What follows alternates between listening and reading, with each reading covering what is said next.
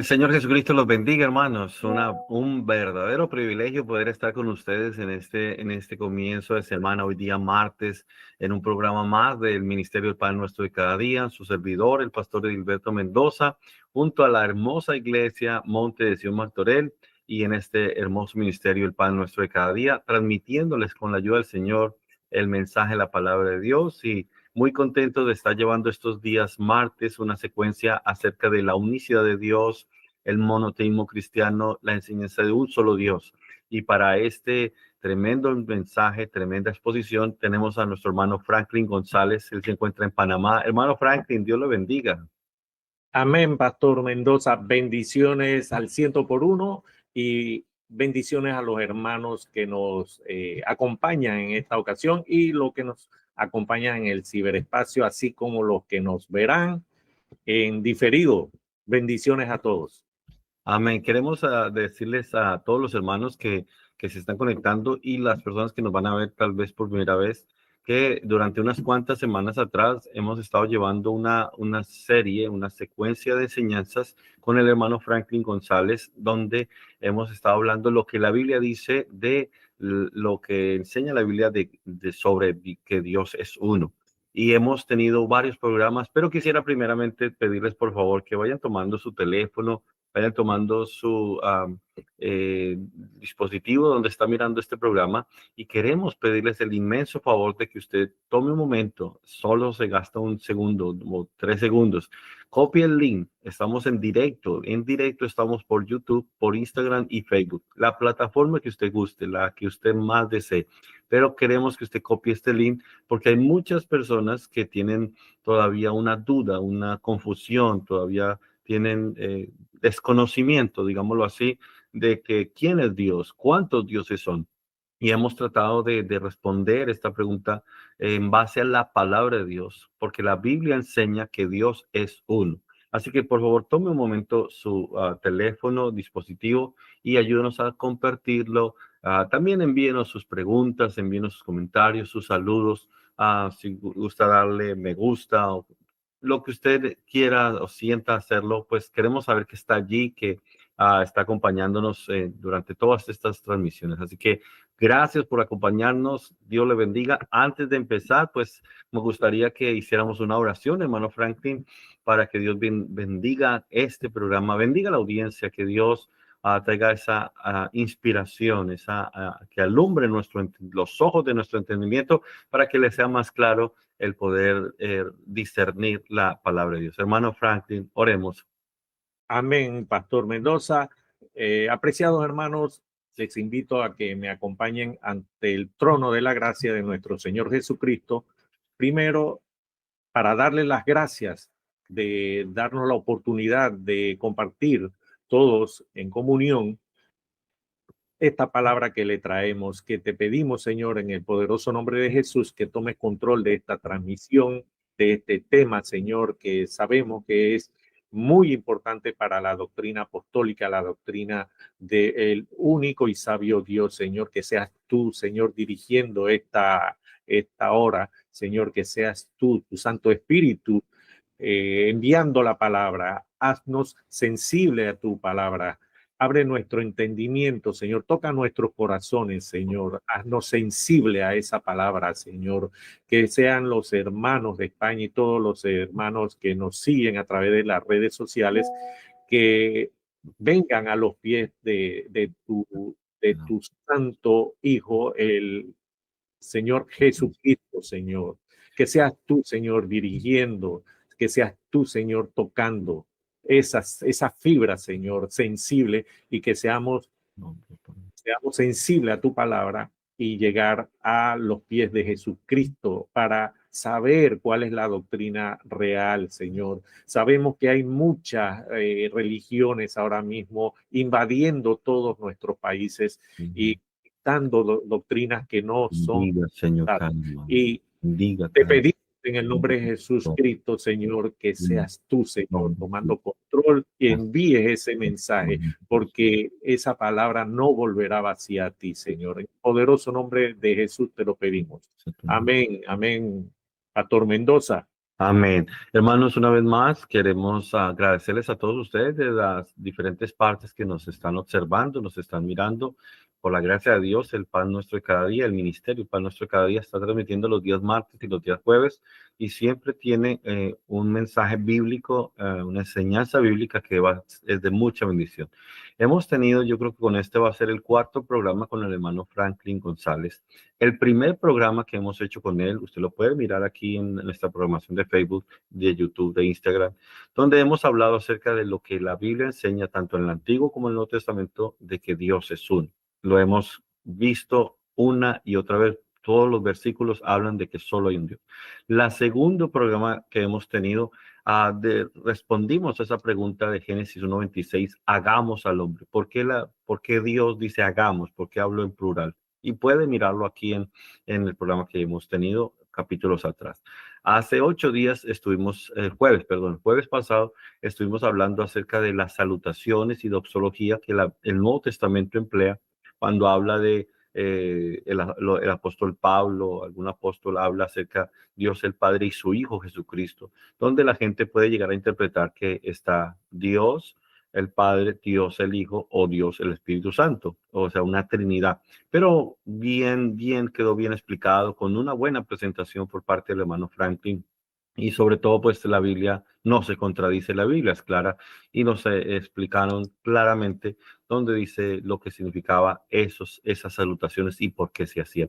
Y hoy, con la ayuda del Señor, hermano Franklin, traemos a esta audiencia tan maravillosa la doble naturaleza de Jesús o las dos naturalezas de Jesús, como usted lo quiera decir. Así que este va a ser un tema muy interesante porque queremos desgranar, queremos bien esclarecer quién es nuestro Dios. Así que los voy a dejar en compañía de nuestro hermano Franklin y al final, si ustedes tienen preguntas, dudas, escríbanos, por favor. Queremos que usted no se quede con la duda, con la inquietud, pues preguntando se aprende. Así que, hermano Franklin, gracias por su valioso tiempo y lo dejo en compañía de todos los hermanos.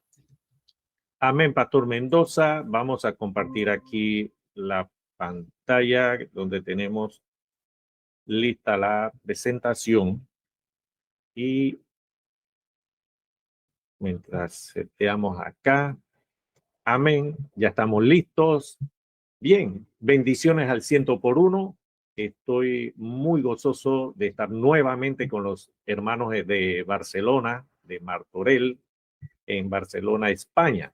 En esta ocasión estaremos desarrollando el tema sobre la doble naturaleza de Jesucristo, donde vamos a presentar la evidencia del cumplimiento de la profecía que el mismo Dios Padre se manifestaría en carne, también la forma en que el Espíritu Santo informó a José y a María acerca del niño que iba a nacer y por último el nacimiento de ese niño como cumplimiento de todas las profecías mesiánicas.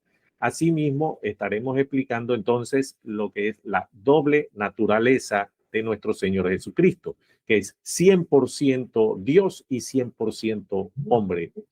Apreciados hermanos, entonces, en esta entrega estaremos viendo o definiendo más bien conceptos básicos de nuestra doctrina unicitaria, las cuales son 100% bíblicas, lo que demuestra que la nuestra es la doctrina apostólica, la doctrina que enseñó directamente el Señor Jesucristo a sus discípulos y a sus apóstoles.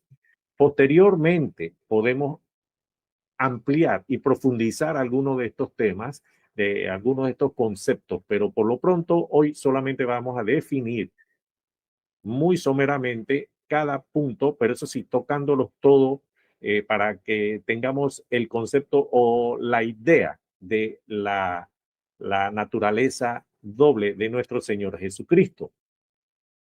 Apreciado hermano, y para que sea más fácil de comprender todo el tema de la unicidad de Dios.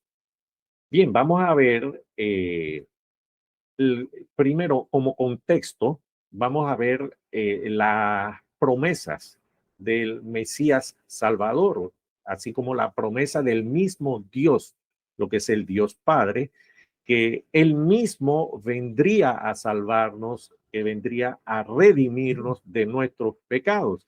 Y el cumplimiento, vamos a ver todo que va a ser bíblico, todo con referencias bíblicas. Asimismo, el testimonio de la naturaleza de nuestro Señor Jesucristo. Igualmente la naturaleza dual. Veremos cómo Jesús tuvo una naturaleza humana completamente, pero sin pecado. Y también vamos a definir o a responder una pregunta que si Jesús podía pecar siendo hombre. Bien, también la terminología acerca del hijo, toda la terminología bíblica, como el hijo de Dios, hijo de hombre, el verbo, si hay un hijo eterno o hay un hijo engendrado, también el primogénito. Y por último veremos nuestras conclusiones, apreciados hermanos. Bien, primero tenemos que ver la promesa del Mesías Salvador. Y anteriormente hemos mencionado que Dios prometió por medio de sus profetas que enviaría al Mesías Salvador, ya que el hombre no podía proporcionar esa persona que pudiera restaurar la naturaleza caída del hombre, por lo que Dios anunció que enviaría un Salvador a rescatar o redimir al hombre de su pecado. En Isaías 7:14 podemos ver una de estos anuncios que dice: por tanto, el Señor mismo os dará señal. He aquí que la Virgen concebirá y dará a luz un hijo y llamará su nombre Emmanuel. De la misma forma, Isaías 9:6 dice: porque un niño nos es nacido, hijo nos es dado, y el principado sobre su hombro, y se llamará su nombre admirable, consejero, Dios fuerte, Padre eterno, príncipe de paz. Y sigue diciendo: lo dilatado de su imperio y la paz no tendrán límite sobre el trono de David y sobre su reino, disponiéndolo y confirmándolo en juicio y en justicia desde ahora y para siempre. El celo de Jehová de los ejércitos hará esto, apreciados hermanos.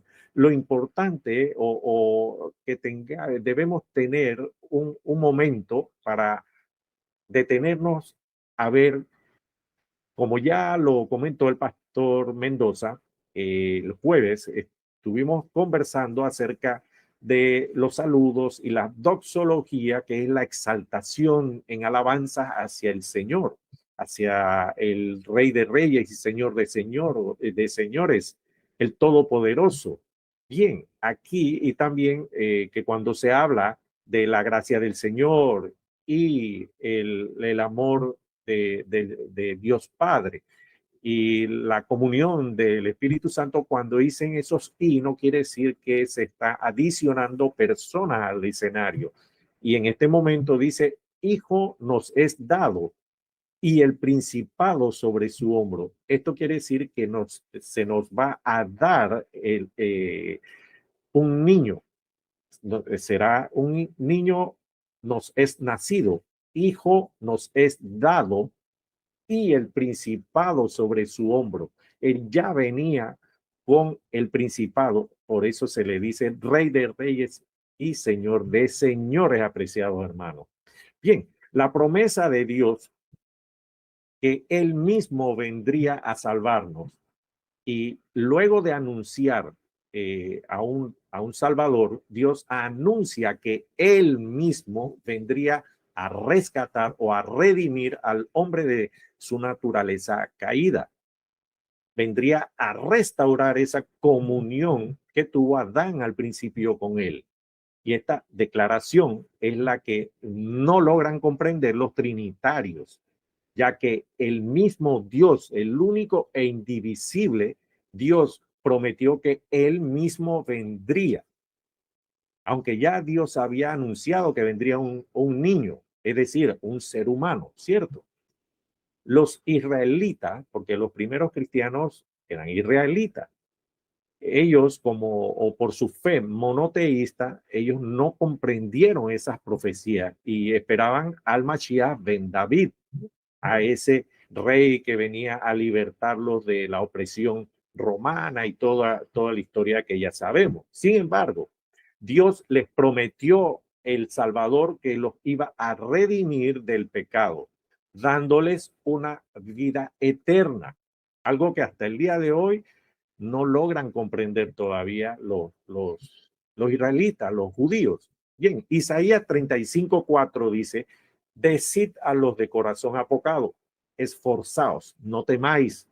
He aquí que vuestro Dios viene con retribución, con pago. Dios mismo vendrá y os salvará.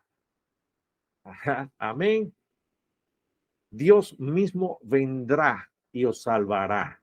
Isaías 52:6, que ya lo hemos comentado, dice, por tanto mi pueblo sabrá mi nombre por esta causa en aquel día, porque yo mismo que hablo, he aquí estaré presente. Gloria a Dios. Bien, este es el contexto, apreciados hermanos. Este es el contexto. Bien, ahora veamos el cumplimiento de esas profecías, dado que al llegar el momento en el tiempo de Dios y sin mayor alboroto, mayor algarabía, más que las señales en las profecías, como las acabamos de ver, María concibió, claro, milagrosamente del Espíritu Santo, cumpliendo así las profecías acerca del Mesías. Esta es una pregunta mortal para los trinitarios, apreciados hermanos. Pues ellos dicen que la segunda persona de la divinidad es el Hijo del Padre, ¿cierto? Sin embargo, no pueden contestar que de acuerdo a su dogma, ¿por qué Mateo 1:18 y Mateo 1:20 dice que Jesús es hijo del Espíritu Santo? Apreciados hermanos, algo que demuestra contundentemente que nuestra doctrina es la doctrina apostólica. Veamos lo que dice Mateo 1:18. Dice, el nacimiento de Jesús fue así, estando desposada María, su madre, con José, antes de que se juntasen, es decir, antes que tuviesen intimidad, se halló que había concebido del Espíritu Santo. ¿De quién? Del Espíritu Santo.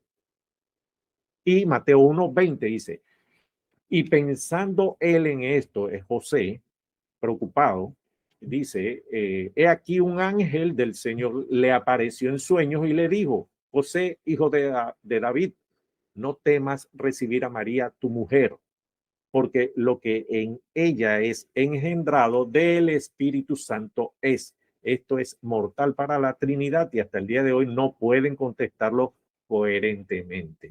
Se inventan unos cuentos, pero no pueden contestar, porque el Hijo, según ellos, su dogma, la segunda persona de la deidad, es hijo del Padre. Pero sin embargo, Mateo 1:18 y 1:20 dice que lo que se engendró en María del Espíritu es hijo del Espíritu Santo.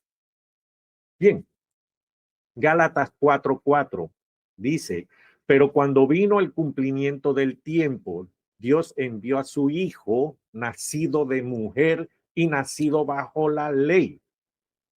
Es por esta razón que a Jesús se le llama hijo de hombre o simplemente hijo, ya que es nacido de mujer.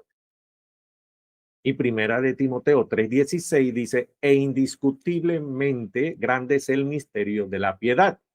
Dios fue manifestado en carne y ya justificado en el Espíritu, visto de los ángeles, predicado a los gentiles, creído en el mundo, recibido arriba en gloria, apreciados hermanos.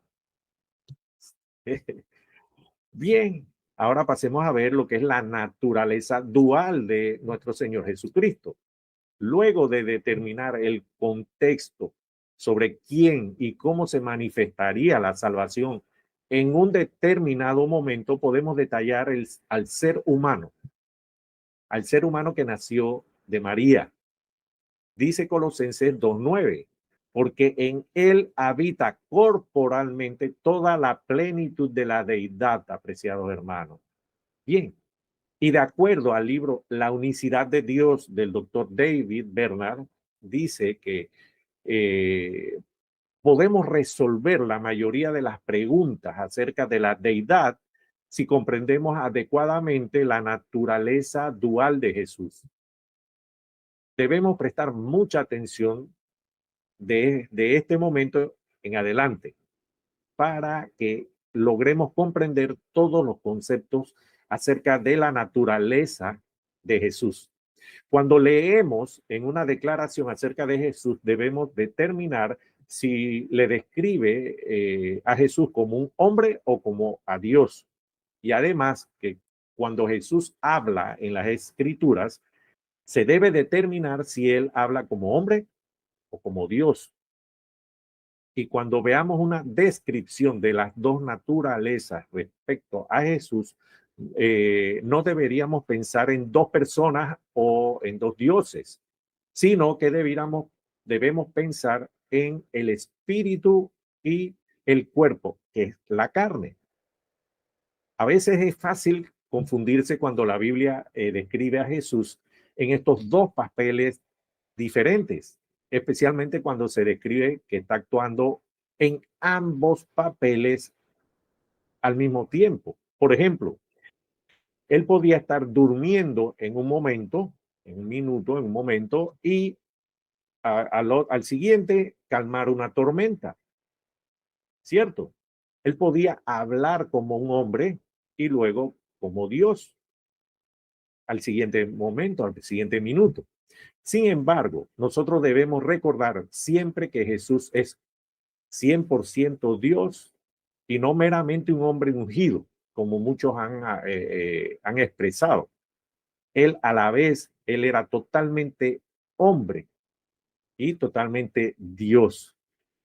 Y nosotros no podemos comparar adecuadamente nuestra existencia como hombres o sí, nuestra existencia con la de él, porque él es Dios, 100% Dios y 100% hombre. Nosotros somos unos simples mortales, somos simple ser humano. Lo que sería extraño o imposible si se aplica al mero ser humano y que llega a ser comprensible es cuando examinando dentro de un contexto de Dios uno, que ambos, Dios es, perdón, Jesucristo es totalmente Dios y totalmente hombre. Eso es lo que debemos tomar en cuenta, apreciados hermanos. Y aunque la Biblia enfatiza claramente la plena deidad y a la vez la plena humanidad de Jesús, no describe en forma detallada cómo estas dos naturalezas se unen en una sola persona de Jesucristo. Esto exageradamente ha sido un tema de mucha especulación y de mucha discusión. Quizás hay lugar para vistas divergentes o que puedan,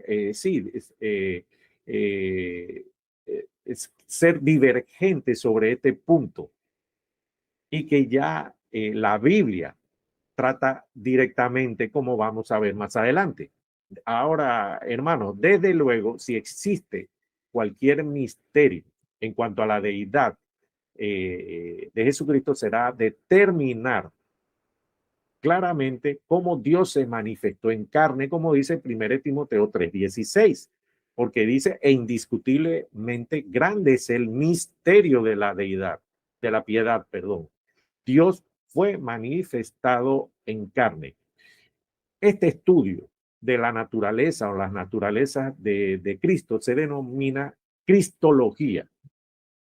Bien, vamos a ver entonces que Jesús tuvo una naturaleza humana completamente y sin pecado.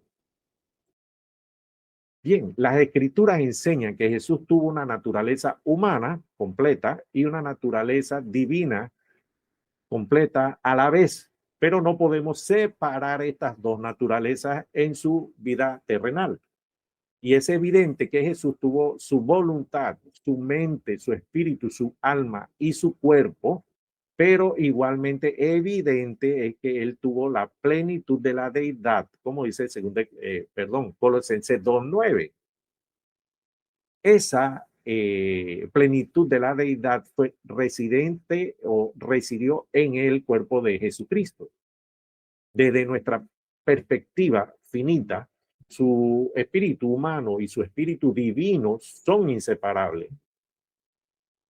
Y el espíritu humano es la fuerza que sostiene, que anima el cuerpo tanto de hombres como de animales y también de todo ser viviente.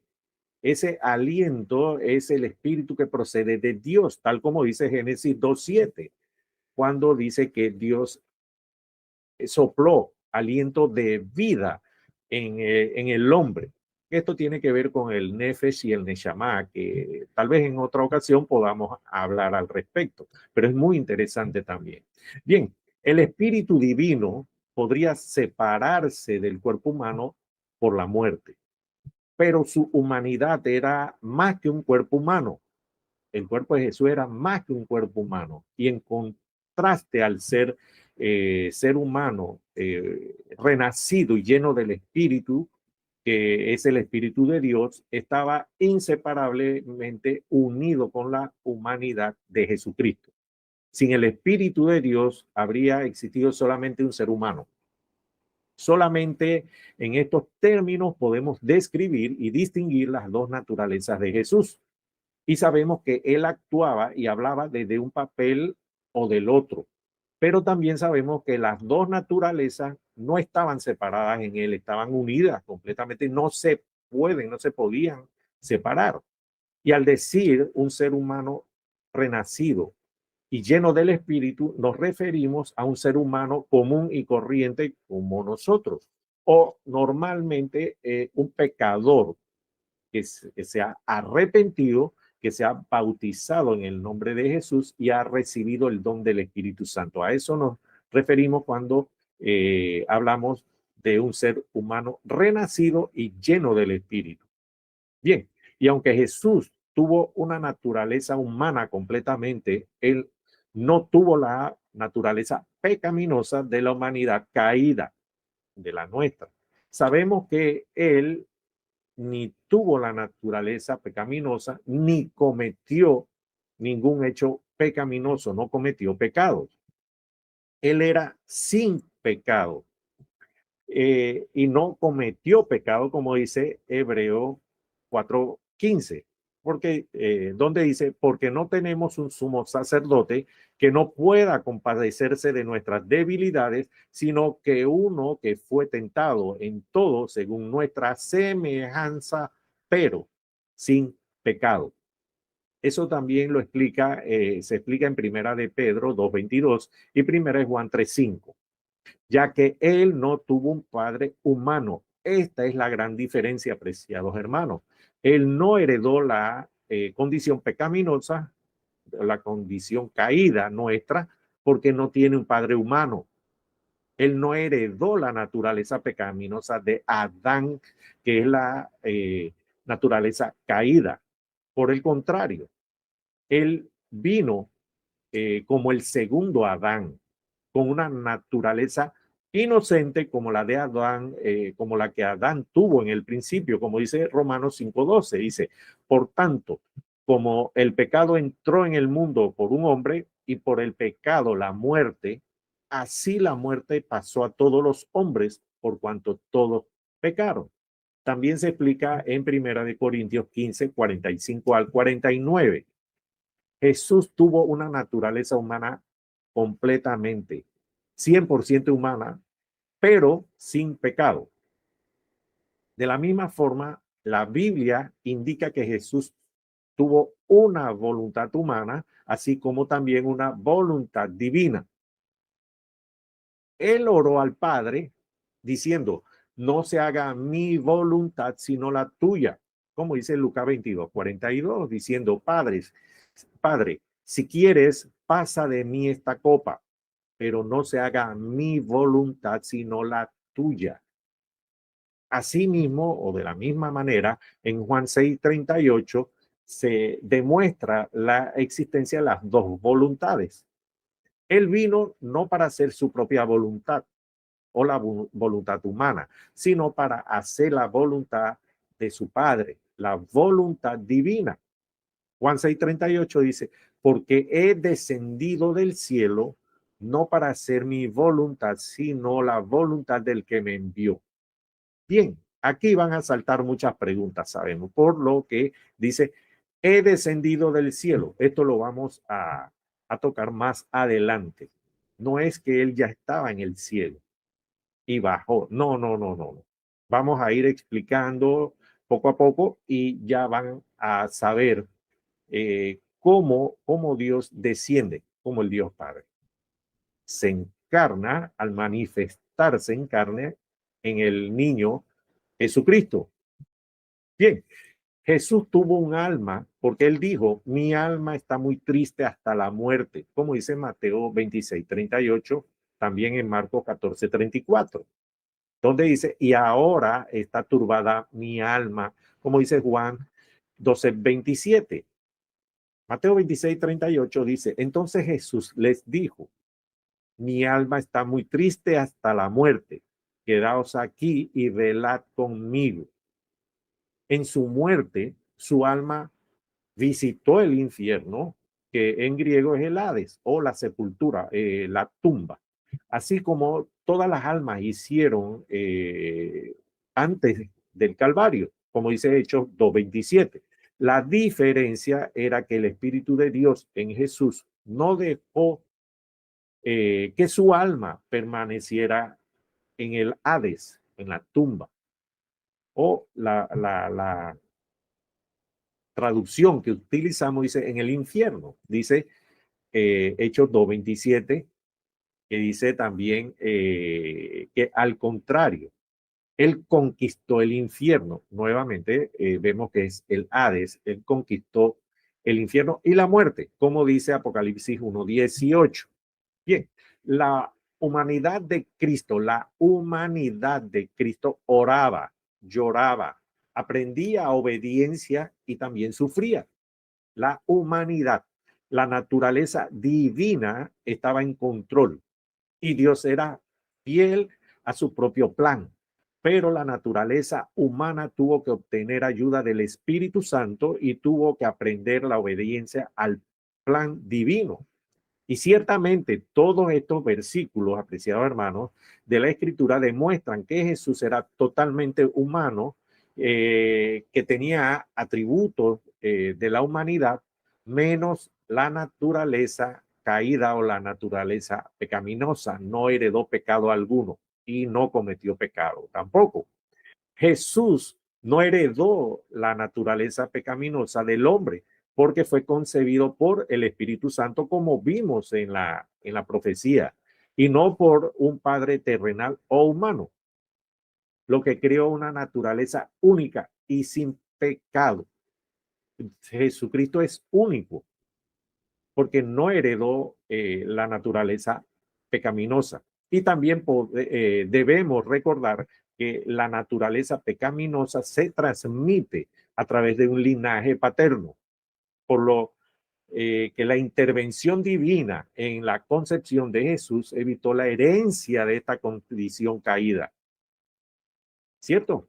Bien, pasemos entonces a, vamos a ver lo que dice Hebreos 4:15, que es muy interesante, porque no tenemos, ya lo habíamos comentado, no tenemos un sumo sacerdote que no pueda compadecerse de nuestras debilidades, sino uno que fue tentado en todo según nuestra semejanza, pero sin pecado. Santiago 1:13 dice, cuando alguno es tentado, no diga que es tentado de parte de Dios, porque Dios no puede ser tentado por el mal, ni él tienta a nadie. Dios no puede ser tentado. Y 1 Juan 3:9 dice, todo aquel que es nacido de Dios no practica el pecado, porque la simiente de Dios permanece en él y no puede pecar porque es nacido de Dios. Bien, vamos a ver si Jesús podía pecar. La afirmación que Jesús era perfecto en la humanidad nos conduce a una pregunta. ¿Podía Dios pecar? Esta es realmente una pregunta abstracta y engañosa hasta cierto punto, ya que sabemos que Jesús no pecó, como dice Hebreos 4:15. En su humanidad, Jesús fue tentado por Satanás y luchó con su voluntad en Getsemaní.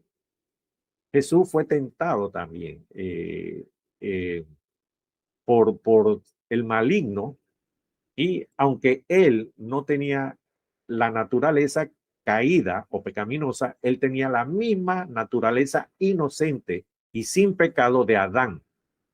Cuando Adán lo tuvo en el principio. Y él tenía la misma capacidad de oponerse a la voluntad de Dios que tenía Adán, y no lo hizo, porque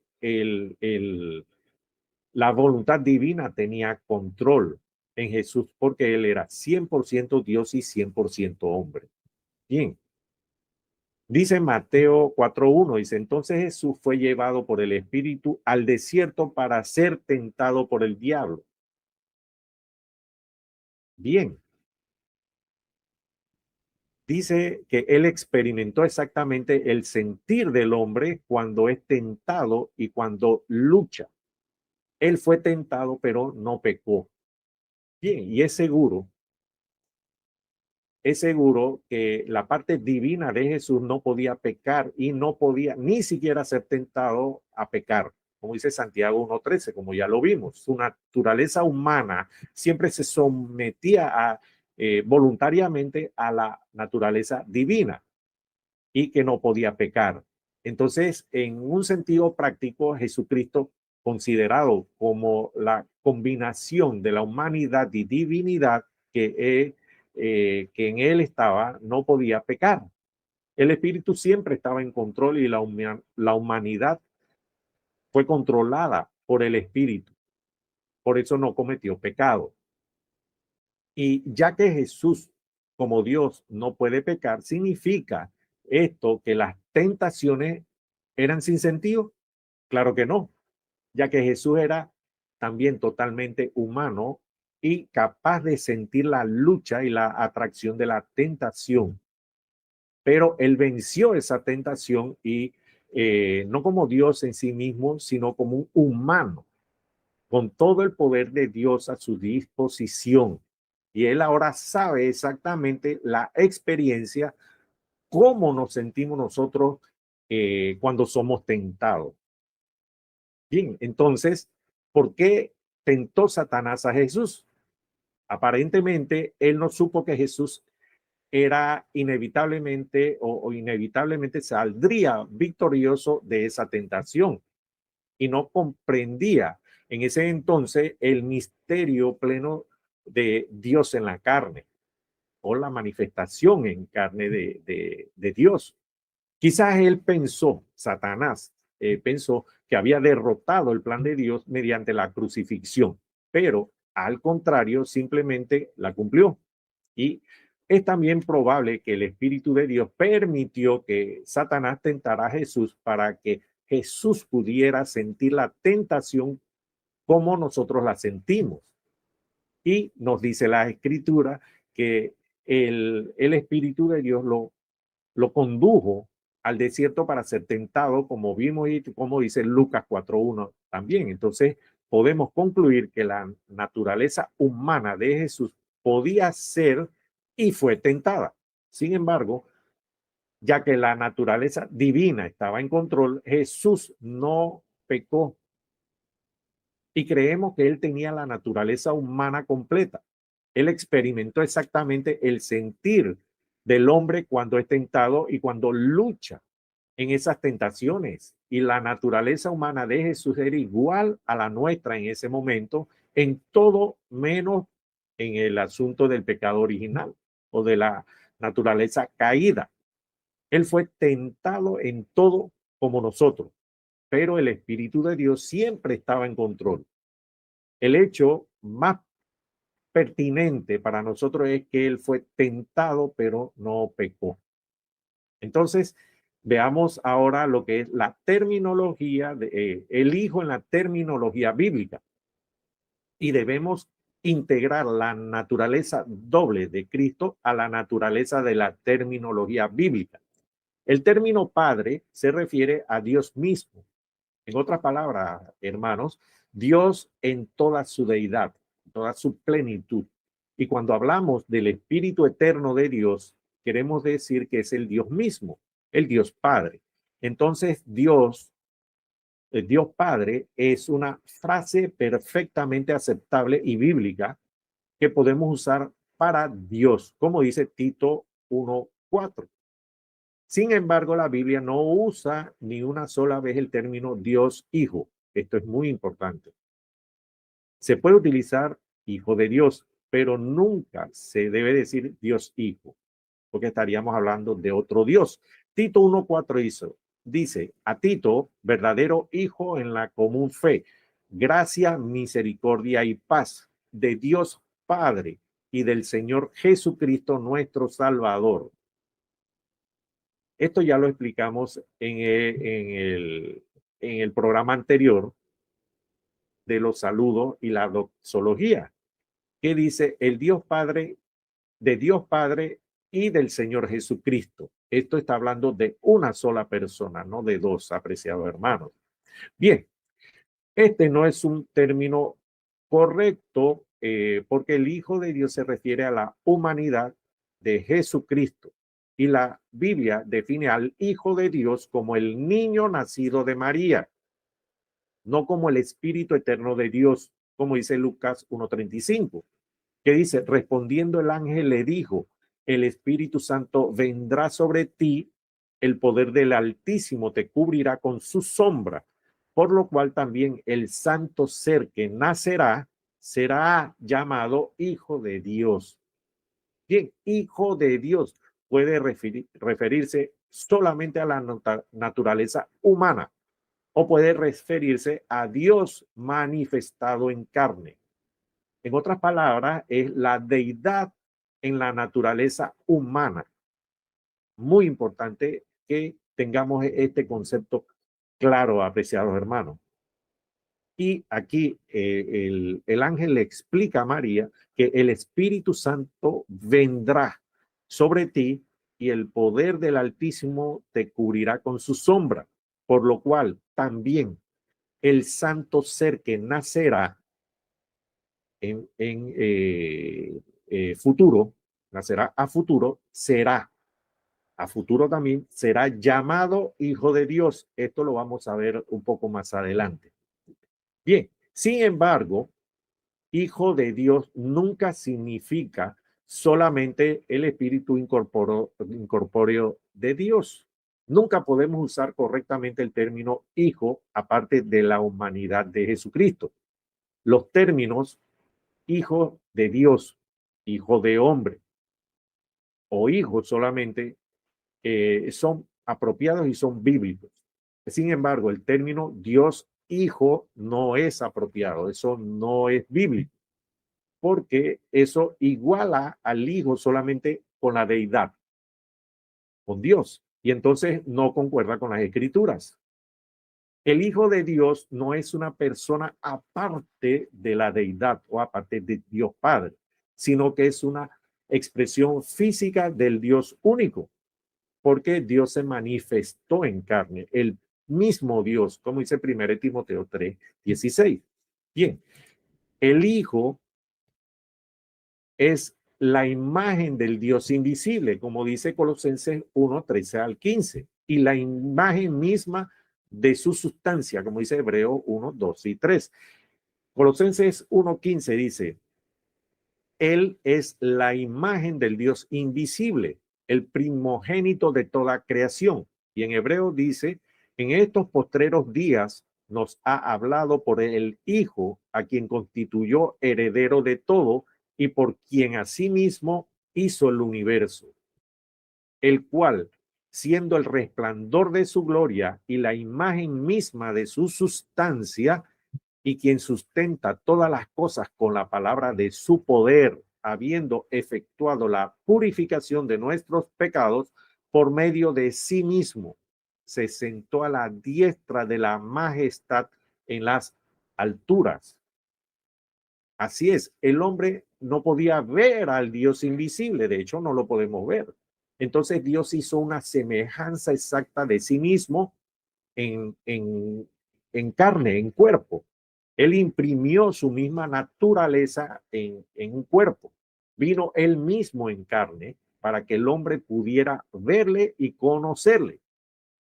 Muchos otros versículos de la Escritura revelan que solo podemos usar correctamente el término hijo de Dios cuando incluye la humanidad de Jesucristo. Juan 1:18 usa el hijo para referirse a la humanidad, pues dice que el Padre, o sea, la deidad de Jesús, es dado a conocer mediante el hijo. Y este versículo de la Escritura no significa que Dios es revelado por Dios, sino que Dios es revelado en carne por la humanidad del Hijo. ¿Cierto? Bien, entonces veamos ahora la terminología del Hijo de Dios. El término Hijo de Dios enfatiza la naturaleza divina de Jesús y el hecho de su nacimiento virginal.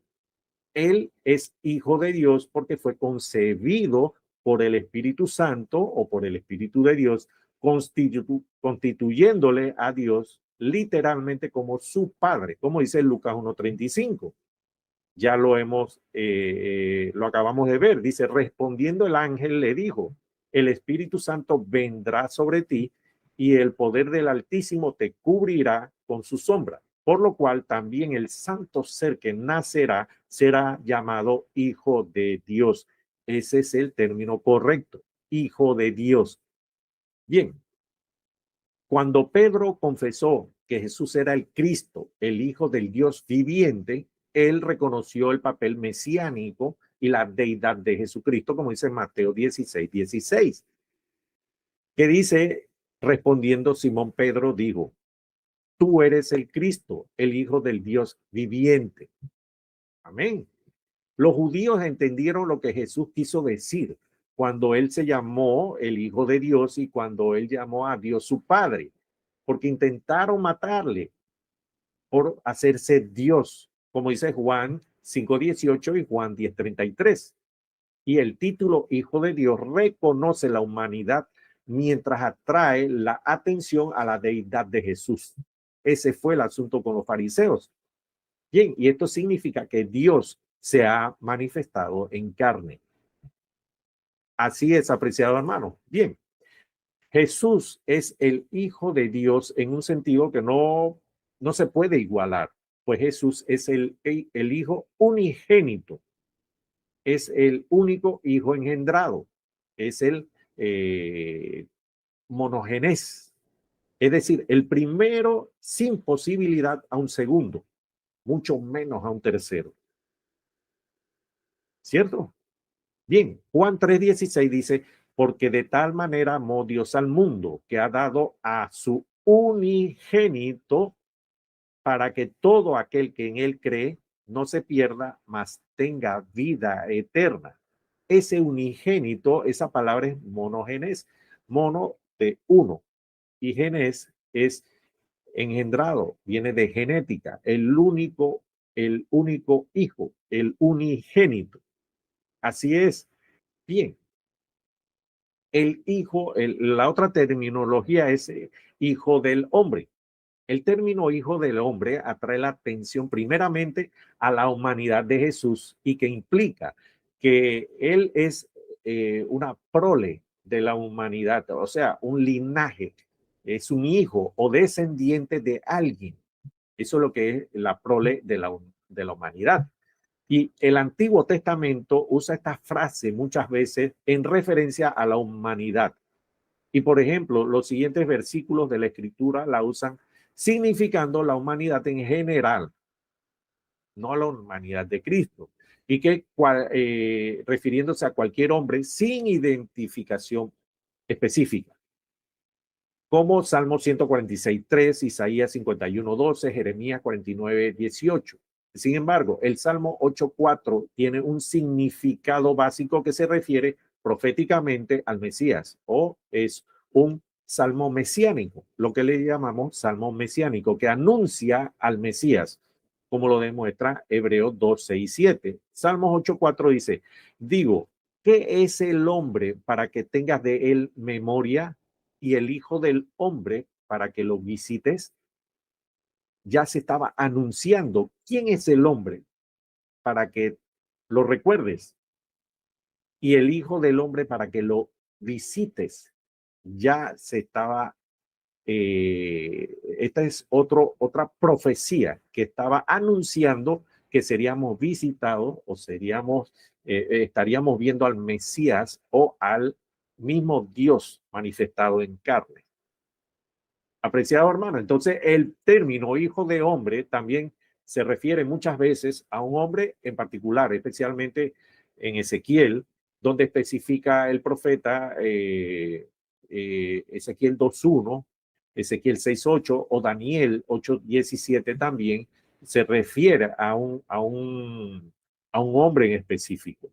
Y en otros pocos versículos de la Escritura significa un hombre a quien Dios le ha dado soberanía y poder, como el Salmo 80:17 y Daniel 7:13. En Daniel 7:13 tiene un significado que aparece con frecuencia en la literatura apocalíptica del periodo intertestamentario.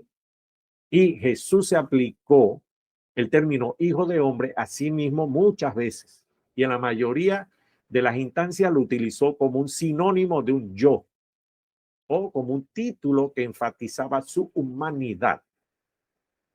Y en algunas instancias también implica no solamente el mero hecho de su humanidad, sino también el poder y la autoridad que se le ha dado al Hijo por el Espíritu eterno de Dios, como dice Mateo 24:30, Mateo 25:31 también. Les pido que le den seguimiento a estas citas en sus Biblias. Asimismo, Jesús adoptó el título con todas sus implicaciones de poder y de dominio mundial, pero la aplicó a sí mismo en toda situación. Y el título nos sirve de recuerdo que Jesús es realmente hombre. Bien, ahora hablemos sobre el verbo. El verbo o logos es la palabra griega. ¿Qué quiere decir el verbo o palabra? Puede significar el plan o el pensamiento tal como existía en la mente de Dios. Esto es muy importante, apreciados hermanos. Pongamos mucha atención en este punto. Este pensamiento era un plan predestinado en un evento futuro absolutamente cierto y entonces llevaba consigo una realidad que ningún pensamiento humano jamás podría tener. O sea, la mente de Dios, el pensamiento de Dios a futuro. Es decir, que también el verbo podía significar que era el pensamiento de Dios expresando la carne, es decir, al Hijo, la manifestación en carne. Entonces, ¿cuál es la diferencia entre los dos términos, el verbo y el Hijo? En que el verbo tuvo preexistencia. Ojo, aquí se van a disparar muchas preguntas también. El verbo tuvo preexistencia, el verbo, la palabra, y el verbo era Dios, el Padre. Entonces podemos usarlo sin referencia a la humanidad. El verbo, el logo, la palabra, se puede usar sin relacionarlo con la humanidad, tal como dice Juan 1:1. Sin embargo, el Hijo siempre se refiere a la encarnación y no podemos usarlo en la ausencia del elemento humano. El Hijo es la parte humana. Excepto como el plan preordenado en la mente de Dios, el Hijo no tuvo preexistencia antes de la concepción en el vientre de María. ¿Cierto? El Hijo no tuvo preexistencia en el pensamiento de Dios, sino hasta cuando se engendró en María. El Hijo de Dios preexistió en el pensamiento, pero no en sustancia o en materia. La Biblia le llama a este plan preordenado el verbo, como dice Juan 1:1 y el 1:14.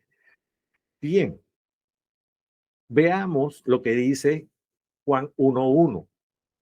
Aquí en la primera línea está el griego kiní, que es el idioma original, pero vemos una transliteración que dice er arche en hólogos, kai hólogos e protonteon, kai teos e hólogos, que eso quiere decir, la transliteración al español dice, en el principio era el verbo, y el verbo era con el Dios, y Dios era el verbo.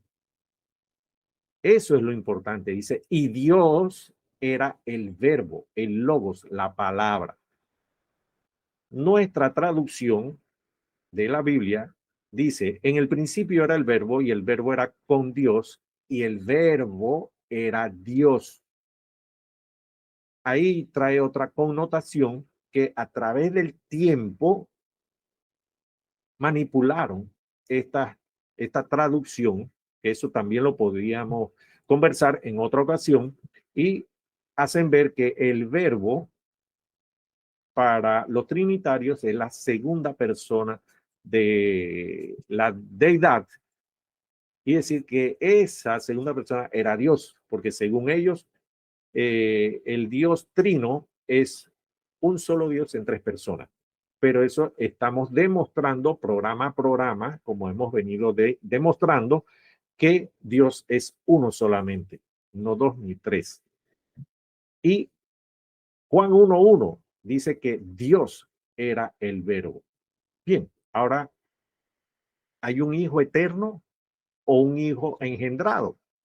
Juan 3:16 le llama a Jesús el unigénito Hijo de Dios. Como dice, porque de tal manera amó Dios al mundo que ha dado a su Hijo unigénito para que todo aquel que en él cree no se pierda, mas tenga vida eterna. Ese unigénito ya habíamos comentado que es la palabra monogenes, el hijo único, el único hijo. Bien, sin embargo, mucha gente usa esa frase hijo eterno, que eso está mal empleado. No hay un hijo eterno. La palabra unigénito es una forma del verbo engendrar, que significa procrear. Entonces, unigénito indica un punto definido en el tiempo, un punto en el cual ocurre una concepción. Hubo una concepción y de ahí en adelante empieza a existir. Por definición, el engendrador, el padre, siempre tiene que preceder al engendrado, a su descendiente o a su prole. ¿Cierto? Tiene que haber un tiempo cuando existe el engendrador y el engendrado. Y ese engendrado no ha entrado en la existencia, no entraba a la existencia, y tiene que haber un punto en el tiempo cuando ocurre el hecho de engendrar en el tiempo. De otro modo, la palabra unigénito, quiere decir único engendrado, no tiene sentido entonces. Entonces, las mismas palabras unigénito e hijo, ambas contradicen a lo del Padre Hijo eterno, como aplicándolo al Hijo de Dios. No hay un Hijo eterno. Y hemos afirmado que el Hijo de Dios se refiere a la humanidad de Jesús. Y es que es claro que la humanidad de Jesús no es eterna, sino que nació en Belén. Él nació en un momento. Por eso que anteriormente, hace unos minutos atrás, comenté que se iban a disparar muchas preguntas. Era precisamente por este dato, porque el Hijo de Dios se empieza a manifestar en el tiempo, cuando se manifestó en carne. Bien, y es claro claro que la humanidad de Jesús no era eterna, sino que nació, ¿cierto? Y se puede hablar de eternidad, es decir, un eterno presente, solamente refiriéndonos a Dios, ya que Hijo de Dios se refiere a la humanidad o la deidad manifestada en carne. La idea de un hijo eterno es incomprensible, eso no existe. El Hijo de Dios tuvo un principio, nació en Belén, como dice Gálatas 4:4. ¿Cierto? Bien, el principio del hijo. Bien, el papel del hijo empezó con el niño que fue concebido en el vientre de María, ¿cierto? Las escrituras aclaran esto perfectamente, como dice Gálatas 4:4, que dice, pero cuando vino el cumplimiento del tiempo, Dios envió a su hijo, nacido de mujer y nacido bajo la ley. El hijo fue nacido de una mujer y no engendrado eternamente o en la eternidad. Eso es lo incomprensible, eso no existe. Bien, el hijo fue nacido bajo la ley, no antes de la ley, ¿cierto? El término unigénito se refiere a la concepción de Jesús como se describe en Mateo 1:18, en Mateo 1:20, como ya vimos anteriormente, y en Lucas 1:35. Y se explica que el Espíritu Santo vendría sobre María, entonces, por lo cual o por lo tanto, su hijo sería llamado Hijo de Dios. Y debemos notar el sentido a futuro en ese versículo. Por eso le hice mucho énfasis a que será llamado y el hijo que nacerá será en futuro porque va a tener un inicio. El niño a nacer será llamado Hijo de Dios. Bien, en Hebreos 1:5 y 6 también se revela que el Hijo fue engendrado en un punto específico del tiempo y que el Hijo tuvo un principio en el tiempo. ¿Ok? Dice, porque a cuál de los ángeles dijo Dios jamás, mi hijo eres tú, yo te he engendrado hoy. Y sigue diciendo, y otra vez yo seré a él padre y él me será mi hijo. Y otra vez cuando se introduce al primogénito, que primogénito es prototocos, dice Hebreo 1:5, porque a cuál de los ángeles dijo Dios jamás, mi hijo eres tú, yo te he engendrado hoy. Eso es un punto en el tiempo. A partir de allí empieza la existencia, ¿cierto? Y el hijo fue engendrado en un día específico en el tiempo. Hubo un tiempo cuando el hijo no existía. Dios profetizó acerca de la futura existencia del hijo, ¿cierto? Y yo seré a él padre. Y Dios también dice que Dios introdujo en el mundo en algún tiempo después de la creación de los ángeles, porque dice, ¿a cuál de los ángeles dijo Dios jamás? Mi hijo eres tú, yo te he engendrado hoy. Ya los ángeles estaban creados, ¿cierto? Ahora veamos lo que es el hijo y la creación. Hebreo 1:2 declara que Dios hizo al universo por el Hijo. Y de la misma forma, Colosenses 1:13 al 17 dice que todas las cosas fueron creadas por el Hijo y Efesios 3:9 dice que todas las cosas fueron creadas por Jesucristo. Ahora, ¿qué significa creación por el Hijo? Ya que el Hijo no tuvo una preexistencia sustancial o material antes de la encarnación. Hebreo 1:2 dice, en estos postreros días nos ha hablado por el Hijo, a quien constituyó heredero de todo y por quien asimismo hizo el universo. Por supuesto, sabemos que Jesús como Dios existía antes de la encarnación, apreciado hermano, puesto que la deidad de Jesús no es otra que el mismo Dios Padre. Por eso reconocemos que Jesús, el Espíritu Divino de Jesús, es el Dios Padre, el Creador. Estos versículos describen al Espíritu eterno que estaba en el Hijo. La deidad que más tarde fue encarnada como Hijo, fue manifestada en carne como Hijo, como el Dios Padre. La humanidad de Jesús no podía crear, ¿cierto? Sino que Dios, quien vino en el Hijo, o se manifestó en el Hijo, como Jesucristo creó al mundo. Hebreos 1:10 expresa claramente que Jesús como Señor era el creador, apreciados hermanos.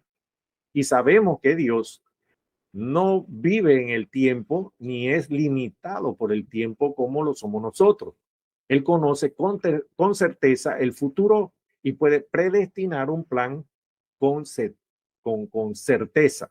Entonces, él puede actuar sobre un evento futuro porque él sabe lo que va a suceder, ¿cierto? Él puede considerar todos los eventos, todas las cosas que no existen como si existieran, dice Romanos 4:17. ¿Qué dice? Como está escrito, te he puesto por padre de muchas gentes delante de Dios a quien creyó, el cual da vida a los muertos y llama las cosas que no son como si fuesen. Así es, hermano. Es así que el Cordero que fue inmolado antes de la fundación del mundo, como dice Apocalipsis 13:8. Y es por eso que Jesús, el hombre, Jesús hombre, pudo orar y decía, ahora pues, Padre, glorifícame tú para contigo con aquella gloria que tuve contigo antes que el mundo fuese. Como dice Juan 17:5. Eso que está, a qué evoca Jesús, a esa gloria cuando él era el creador. Amén. Bien, ahora veamos lo que es el primogénito. Hebreos 1:6 le llama al hijo el primogénito, el primogénito. Dice Hebreo 1:6. Y otra vez, cuando introduce al primogénito en el mundo, dice, adórenle todos los ángeles de Dios. Ese primogénito es prototocos, que es el primero, es el hijo, el primer hijo, el primogénito es el primer hijo. Es como la palabra que denota el prototipo, el primero en su tipo, el primero en su especie. ¿Cierto? Bien, esto no significa que el Hijo fue el primer ser creado por Dios. Recuerden, el Hijo cuando se encarnó, cuando se engendró en María. Bien, eso no quiere decir que el Hijo fue el primer ser creado por Dios, o aún cuando Él fue creado, pues este mismo versículo indica que el engendramiento ocurrió después de la creación de los ángeles, porque Él le dice, adórenle todos los ángeles de Dios. En este sentido, la palabra el Hijo no solamente era el primogénito, sino también el unigénito. ¿Cierto? Como dice Juan 3:16. Esto quiere decir que es el primero y el único. Eso quiere decir, por eso es que se habla de que Jesús es el primero y el último. Él es el alfa y el omega, el principio y el fin. Es decir, que el Hijo es la única persona literalmente concebida por el Espíritu Santo o el Espíritu de Dios, que el nacimiento virginal hizo posible que la deidad completa y la humanidad completa se unieran en una sola persona, apreciado hermano. Y la designación de Cristo como el primogénito no significa que él fue creado o generado por otro Dios. Al contrario, significa que como hombre, Cristo es el primer y mayor hermano en la familia espiritual de Dios y que Él tiene el poder y la autoridad sobre toda la creación, apreciados hermanos. Bien, ya estamos terminando. En conclusión, hemos aprendido que el término Hijo de Dios se refiere a la encarnación o la manifestación de Dios en carne, que Dios planeó el Hijo antes de fundar el mundo. Pero el Hijo no entró en existencia material o sustancial hasta el cumplimiento del tiempo, como dice Gálatas 4:4. Que el Hijo tuvo un principio, pues el Espíritu de Dios engendró al Hijo en el vientre de María. ¿Cierto? Y el Hijo llena muchos papeles que en el plan de Dios solamente podían ser cumplidos por un ser humano inocente. ¿Cierto?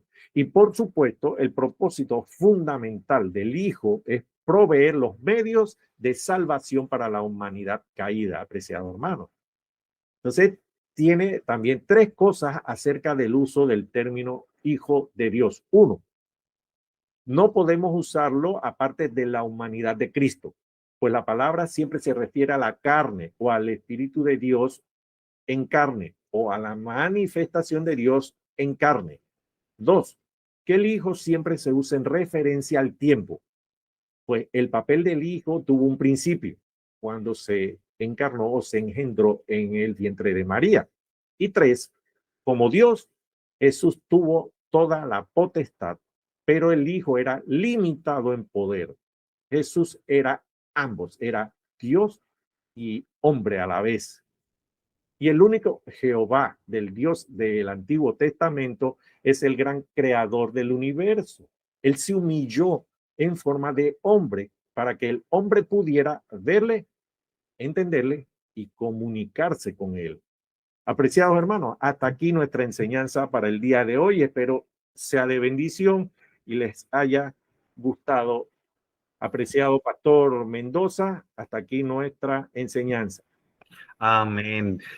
Qué interesante ha sido todo escuchar todo este concepto que muchas veces no se escucha, muy pocas veces lo escuchan las personas, se toman el tiempo para aclararlo de esta manera. Sé que son conceptos profundos, sé que son conceptos que realmente, como le digo, no todo el mundo lo toca, no todo el mundo lo enseña, porque preferimos a veces como evitar, como evadir, simplemente algo dejarlo como tan simple. Pero hemos estado tomando estos días, estas semanas con el hermano Franklin para que ustedes lo puedan comprobar, para que ustedes lo puedan corroborar, para que ustedes lo puedan sobre todo comprender. La Biblia, desde el Antiguo Testamento hasta el Nuevo Testamento, habla de que solamente hay un Dios. No, la Biblia no se contradice, en la Biblia no hay tal cosa, solo hay un Dios. Así que espero que ustedes puedan haber visto este programa, puedan verlo de nuevo. Queremos también decirles que ustedes tienen preguntas, dudas acerca de estos conceptos, acerca de más dudas, algunos textos. El hermano Franklin también tiene un canal. Por favor, hermano Franklin, pueda anunciarnos o compartirnos Amén. este canal para que ustedes puedan también seguir conociendo más de este material tan importante.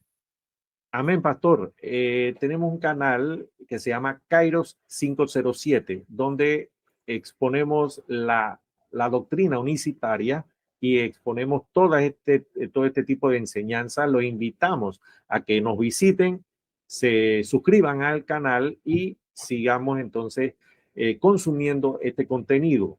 Apreciado pastor, bendiciones. Amén. Entonces, hermanos, con la ayuda del Señor, el tiempo se nos ha pasado.